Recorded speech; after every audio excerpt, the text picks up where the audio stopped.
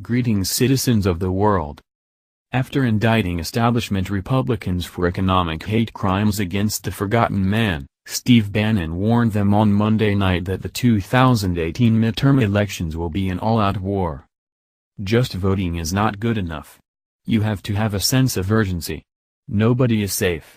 We are coming after all of them and we're going to win, said Bannon, who resumed his post as executive chairman of Breitbart News after a stint as White House chief strategist. Bannon did issue one caveat to his sweeping denunciation: Senator Ted Cruz, Republican Texas, is not at this time a target. But Bannon, who appeared on the Fox News show Hannity, made it clear that Senate Majority Leader Mitch McConnell, RK, is a major target. He also lashed out at Senator Bob Corker, Republican Tennessee, who recently issued a volley of disparaging comments regarding President Donald Trump. If Bob Corker has any honor, any decency, he should resign immediately, Bannon said of the Tennessee Republican, who has announced he will not seek re-election in 2018. He should get back in because he's going to get crushed in a primary. He doesn't have the guts to get in, he doesn't have the guts to get back in the race. He should resign immediately. Host Sean Hannity joined in. He is so arrogant. He is such an elitist snob. He's the swamp. The Senate hasn't done a thing, Steve, nothing, Hannity said. Bannon said the reason for the inaction is the same reason for his focus on 2018. The swamp is vaster than one man can clear alone.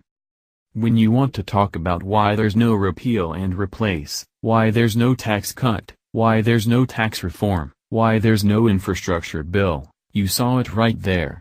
Corker, McConnell, that entire clique of establishment globalist clique on Capitol Hill have to go. If we need any more proof about what they think, you heard it tonight. It's an absolute disgrace, he said. Bannon said the Republican primary won by Judge Roy Moore over the McConnell-backed candidacy of Senator Luther Strange, Republican Alabama, was a voter reaction to what he called total contempt for the forgotten man, total contempt for the base. Bannon said any power Republicans have is owed to Trump, no matter how much they want to forget it. There's a basic agenda that President Trump ran on and won.